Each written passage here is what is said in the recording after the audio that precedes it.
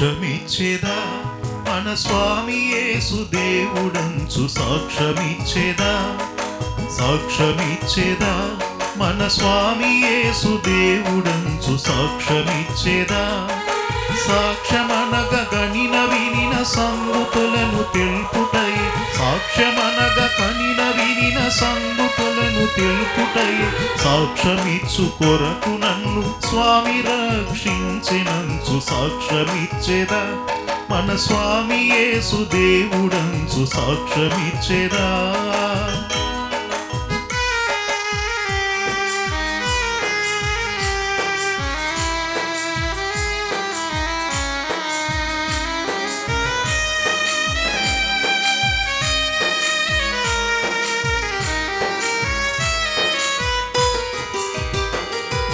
దిక్కు దశయులేని నన్ను దేవుడెంతో కనికరించి దిక్కు దశయులేని నన్ను దేవుడెంతో కనికరించి మక్కువతో నాకు నెట్లు మనశ్శాంతినిచ్చినాడు సాక్ష్యమిచ్చేదా మన స్వామి యేసు దేవుడంచు సాక్ష్యమిచ్చేదా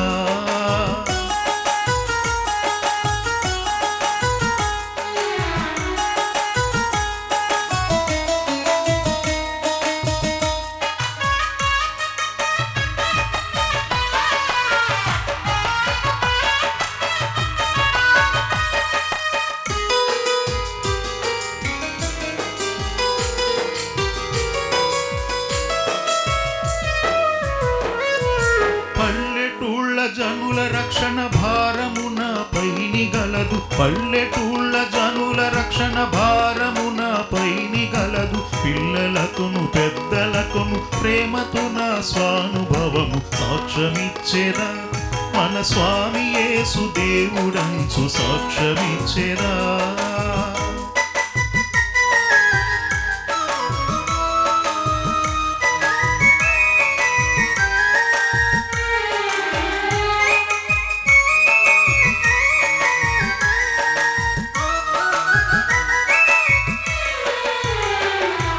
బోధ చేయలేను వాదములకు బోను నాకదేల బోధ చేయలేను వాదములకు బోను నాకదేల నాదుడేసు ప్రభును గూర్చి నాకు తెలిసినంత వరకు సాక్ష్యమిచ్చేదా మన స్వామి యేసు దేవుడనుచు సాక్ష్యమిచ్చేదా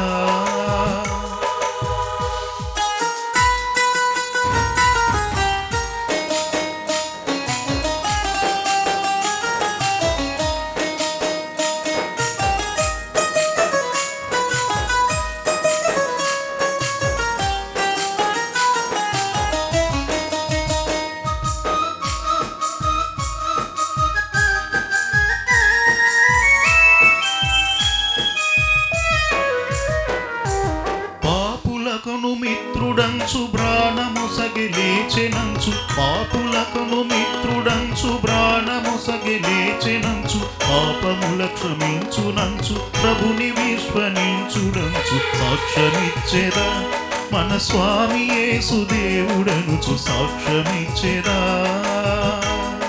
నా అనుభవం సాక్ష్యమిచ్చేదా నాడు నేడు అనే కార్యక్రమం గురించి ఈ రోజున దేవుని దయతో 32వ ఎపిసోడ్లో నా 59 ఏళ్ల అనుభవంలో 333 మంది మాట సపోర్ట్ చేసిన వారిలో 32వ మాటను మాట్లాడిన వారిని గురించి అలాగే మొదటి పార్ట్లో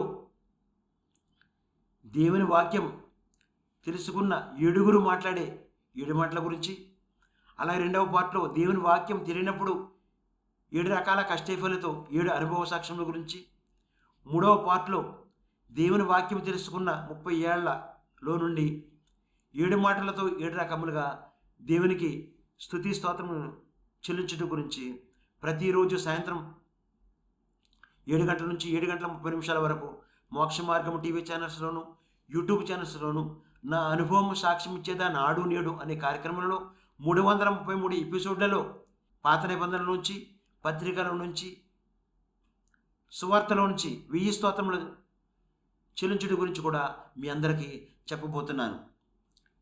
ముందుగా మొదటి పార్ట్లో 7గురు మాట్లాడే 7 మాటలలో మొదటి మాట 1965లో నిరుపేదలైన డైలీ కూలీలు ఆంధ్రప్రదేశ్ తెలంగాణలో కొన్ని పల్లెటూర్లలో అన్ని మతాలలో అన్ని కులాలలో ఉంటున్నటువంటి వారు ప్రతిరోజు కూడా మరి తాపి మేస్త్రులుగా పనికి వెళ్ళేవారు. మరి నేడు 2024 సంవత్సరంలో నేడు నిరుపేదలైన వారసులు పట్టణాలలో ఫారిన్ కంట్రీస్లో పనులు చేస్తున్నారు. మరి ప్రభుత్వ పథకాలు వస్తున్నాయి.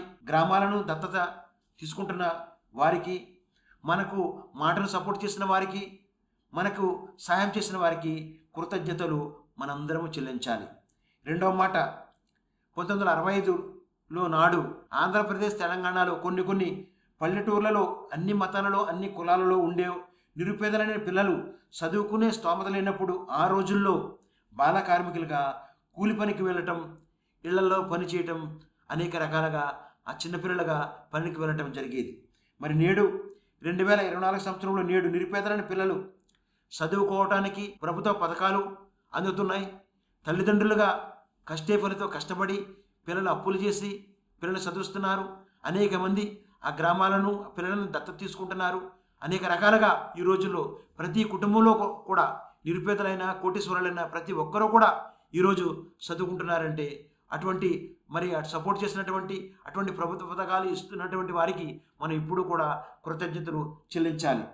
మరి మూడవ మాట 1965లో నాడు నిరుపేదలైన వృద్ధులు, వికలాంగులు, విధవరాండ్రులు ఆ రోజుల్లో మరి ఇటువంటి ప్రభుత్వ పథకాలు లేనప్పుడు అటువంటి వారికి కుటుంబంలో సరైన పోషణ లేక, సరైన భోజనం లేక, సరైన బట్టలు లేక అటువంటి వారిని ఆ కుటుంబంలో ఉన్నటువంటి కోడళ్ళు ఆ రోజుల్లో కోడళ్ళుగా ఉన్నటువంటి వారు వాళ్ళని చాలా నీచంగా చూసి వారికి భోజనం పెట్టకుండా చాలా హింసించి బాధలు పెట్టి అనేక రకాలుగా కోడళ్ళు వారిని ఆ రోజుల్లో అనాథాశ్రమాలకు పంపించేవారు. నేడు వృద్ధులు, వికలాంగులు, విధవరాండ్రులకు మరి ప్రభుత్వ పథకాలు అందుతున్నాయి, పింఛన్లు వస్తున్నాయి, అనేక రకాలుగా అనేక మంది సపోర్ట్ చేస్తున్నారు.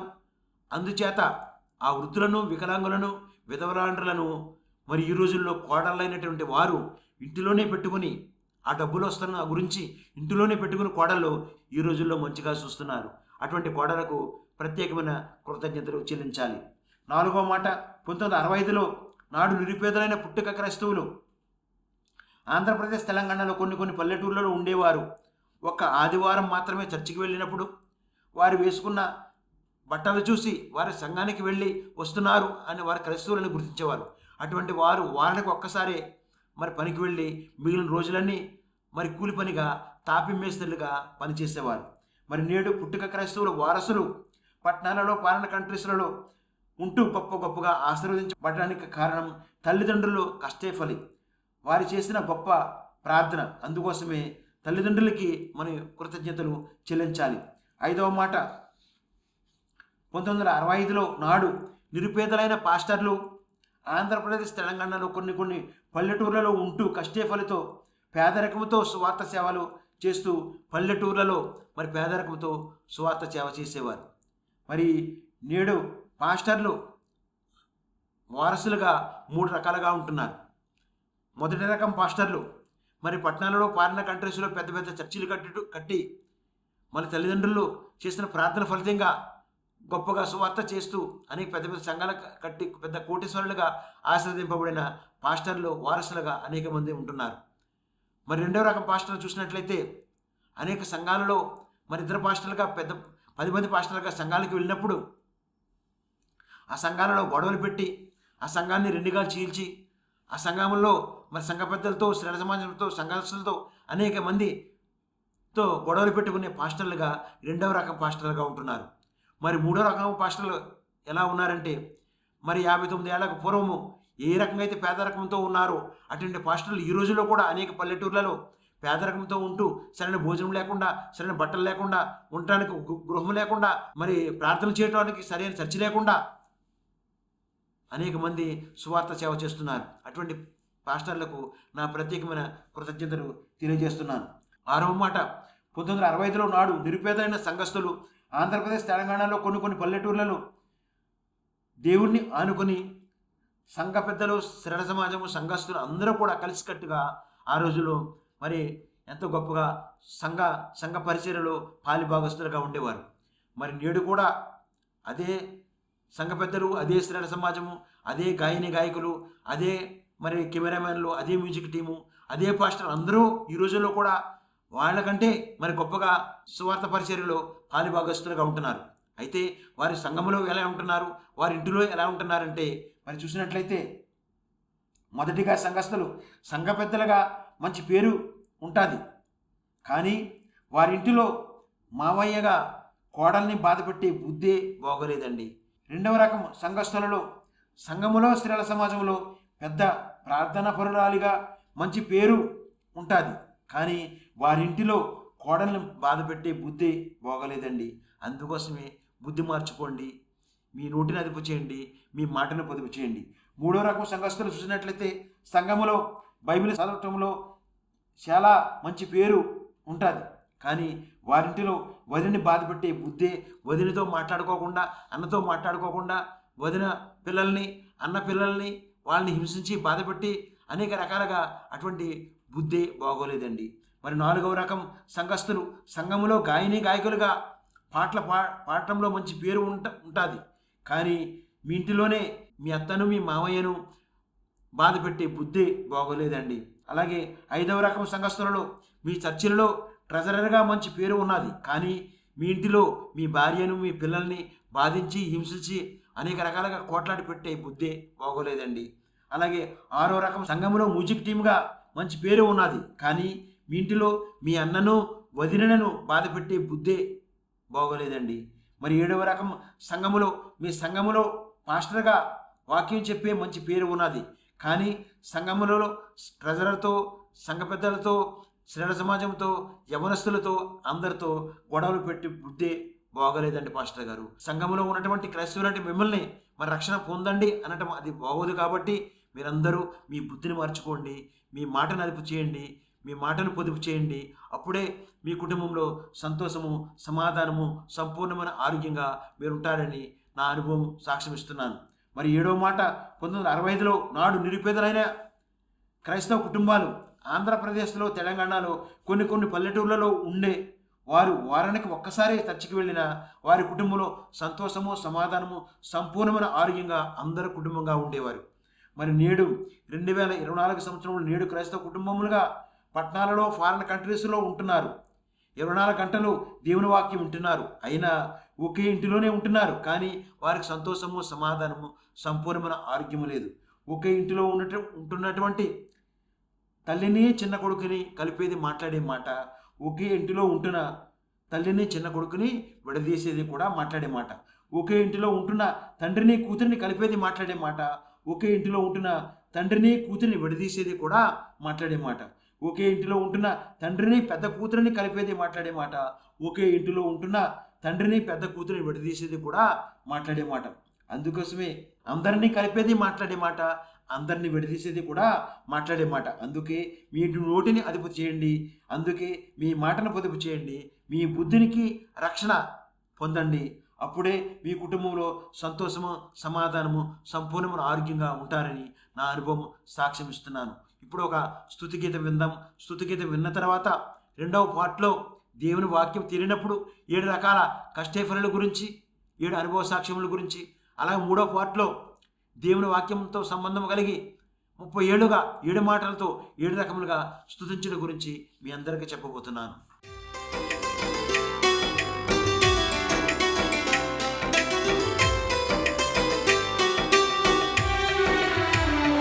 దేవునికి స్తోత్రము గానము చేయుటయే మంచిది, మనమందరము స్తుతి గానము చేయుటయే మంచిది.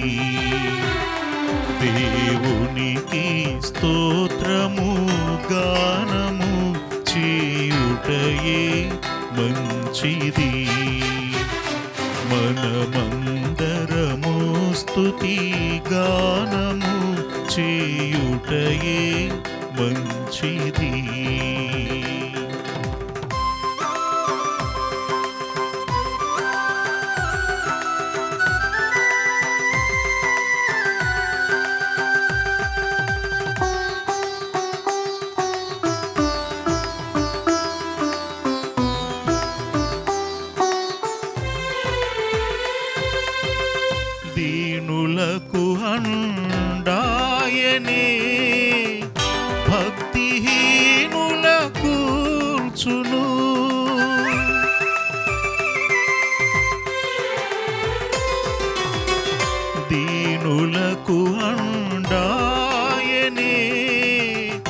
భక్తిహీనుల కూర్చును సితారాతో దేవుని స్తుతులతో కీర్తించుడి సితారాతో దేవుని స్తుతులతో కీర్తించుడి దేవునికి స్తోత్రము గానము చేయుటయే మంచిది.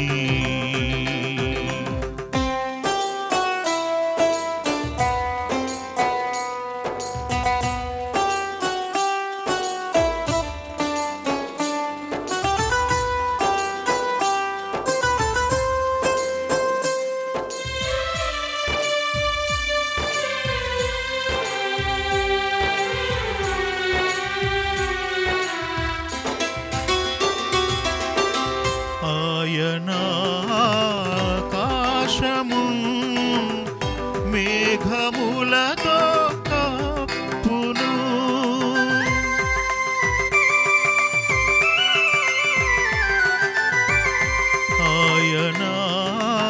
ఆకాశము మేఘములతో కప్పును భూమి కొరకు వర్షము సిద్ధపరచువాడని భూమి కొరకు వర్షము సిద్ధపరచువాడని దేవునికి స్తోత్రము గానము చేయుటయే మంచిది.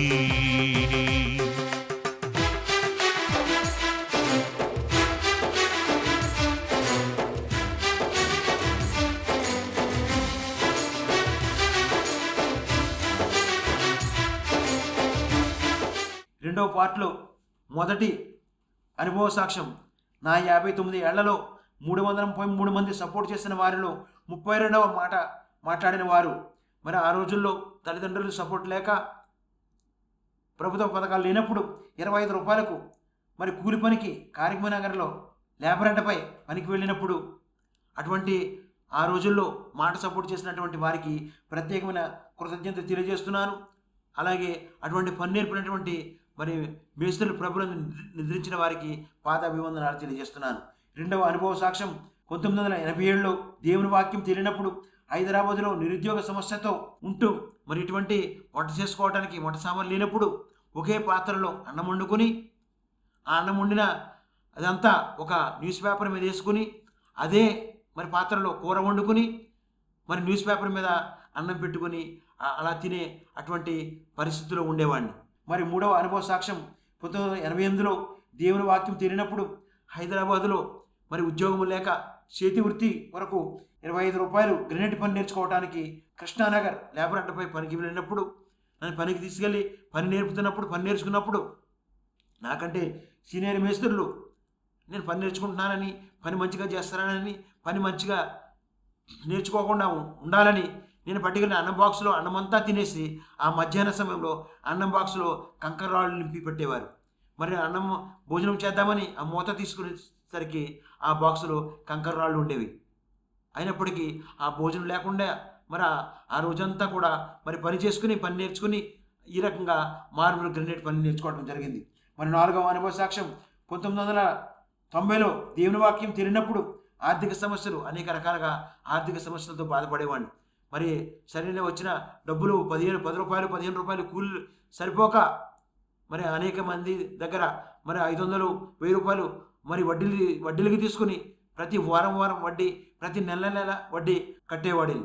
ఈ రకంగా ఆర్థిక సమస్యలతో దేవుని వాక్యం తెలియనప్పుడు బాధపడేవాడిని. మరి ఐదవ అనుభవ సాక్ష్యం 1991లో దేవుని వాక్యం తెలియనప్పుడు హైదరాబాద్లో మరి 12 చోట్ల అద్దెకు ఉండటం జరిగింది. ఎక్కడైతే తక్కువ అద్దెకు దొరుకుతుందో అటువంటి అద్దె కోసం తిరుగుతూ మరి వెంకటగిరిలో 200 రూపాయలకు అద్దెకు ఉండటం జరిగింది. మరి ఆరవ అనుభవ సాక్ష్యం 1994లో దేవుని వాక్యం తెలియనప్పుడు అనేక రకాలుగా మరి అనారోగ్యాలతో బాధపడుతూ ఉండేవాడిని. అటువంటి అనారోగ్యాలు మూడవ రకమైన అనారోగ్యం ఏమిటంటే 2 సంవత్సరాలుగా మూతి వంకర పోయినప్పుడు చార్మినార్ వెళ్ళి చార్మినార్ నుంచి పావురాలు తెచ్చి ఆ పావురాలను కోసి దాని బ్లడ్ మరి మూతికి రాసి ప్రతిరోజు కూడా ఆ బ్లడ్ రాయటం వల్ల ఆ పక్షవాతం వచ్చిన మూతి మంచిగా రావడం జరిగింది. ఇటువంటి అనారోగ్యాలతో ఆయన ఆర్థిక సమస్యలతో మరి నిరుద్యోగ సమస్యతో బాధపడుతున్నప్పుడు మరి 7వ మాట చూసి 7వ రకం అనుభవ సాక్ష్యం ఏంటంటే 1994లో దేవుని దర్శనం స్వస్థత. యేసుక్రీస్తు శిలువపై మాట్లాడిన 7 మాటల గురించి దేవుని దర్శనం నేను పొందటం జరిగింది. 7 మాటల కంటే ముందు ఆయన పొందిన మరి అనేక రకాలైన సమస్యలు బాధలు ఏమిటంటే 150 కేజీలు బరువు, 15 అడుగుల ఎత్తు, 8 అడుగుల వెడల్పు, 350 మంది సైనికులు, 50 గుర్రపురవతులు, 3 సార్లు కింద పడిపోవట, 5470 శరీరంపై గాయాలు, 17 తలలో లోతైన గాయాలు, 17 గంటల పాటు నీరు లేకుండా ఉండటం, 150 వీపుపైన గాయాలు, 6.5 లీటర్లు రక్తం సిందించి మన పాపాల కొరకు మరి సిందించి శిలువపై మరి మాట్లాడిన 7 మాటలలో 3వ మాట ఏమిటంటే యోహాను సువార్త 19వ అధ్యాయము 26వ వచనంలో అమ్మ ఇదిగోని కుమారుడు అని తన తల్లితో చెప్పాను. ఈ వాక్యం 7 మాటలని మరి యేసుక్రీస్తు మాట్లాడిన 7 మాటలని నేను పూర్తిగా నమ్మి ఆ మాటల ద్వారా వాక్యానుసారంగా జీవించాలని, వాక్యమే దేవుడని, దేవుడే వాక్యమని ఆ వాక్యాన్ని గట్టిగా పట్టుకుని మరి నేను ఏ రకంగా మరి జీవించాను. 3వ పార్ట్లో చూసినట్లయితే 30 ఏళ్ళుగా దేవునికి 7 మాటలతో 7 రకాలుగా ఏ రకంగా స్తుతి స్తోత్రం చెల్లించానంటే పాత నిబంధనలో 1000 స్తోత్రముల గురించి, పాత నిబంధనల నుంచి, పత్రికల నుంచి, స్వార్థలోంచి మరి 1000 స్తోత్రాలు తీసుకోవడం జరిగింది.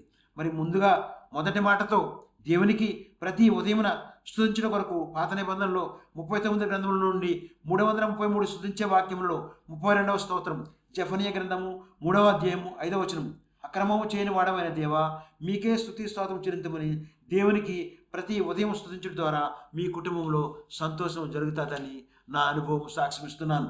2వ మాటతో దేవునికి ప్రతి మధ్యాహ్నమున మహిమపరచడం కొరకు పత్రికా పాఠ్యములో 23 గ్రంథముల నుండి 333 స్తుతించే వాక్యములలో 32వ స్తోత్రం అపోస్తల కార్యములు 17వ అధ్యాయము 24వ వచనంలో ఆకాశములకు భూమికి ప్రభువైన దేవా మీకే స్తుతి స్తోత్రం చెల్లించడం ద్వారా మీ కుటుంబంలో సమాధానం కలుగుతుందని నా అనుభవం సాక్ష్యమిస్తున్నాను.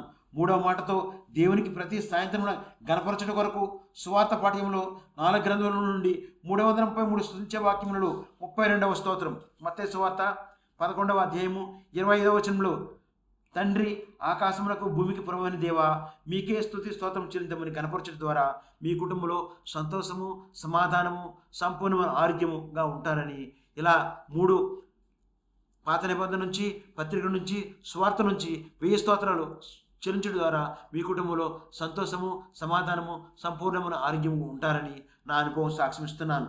4వ మాటతో దేవునికి ప్రతి పరిశుద్ధ దిన కృతజ్ఞత కానుక ఇచ్చడి గురించి నా అనుభవ సాక్ష్యం ఏమిటంటే ప్రతి రోజు కూడా కూలి పనికి వెళ్ళేవారు ప్రతి వారం 10% ఇవ్వండి, ప్రతి వారం ఇంటికి ఖర్చుల నుంచి కూడా 10% ఇవ్వండి, ప్రతి నెల జీతం తీసుకునేవారు ప్రతి నెల దశభాగం ఇవ్వండి. అంతే మాత్రమే కాకుండా ప్రతి నెల మీ ఇంటికి అయ్యే ఖర్చులోంచి కూడా దేవునికి దశభాగం ఇవ్వండి. అప్పుడే దేవుని స్వార్థ మరి అనేక రకాలుగా అనేక మంది వాక్యం తెలియని వారికి మీరే వాక్యం తెలియపరిచే వారి కుటుంబాలుగా మీరు ఉంటారు.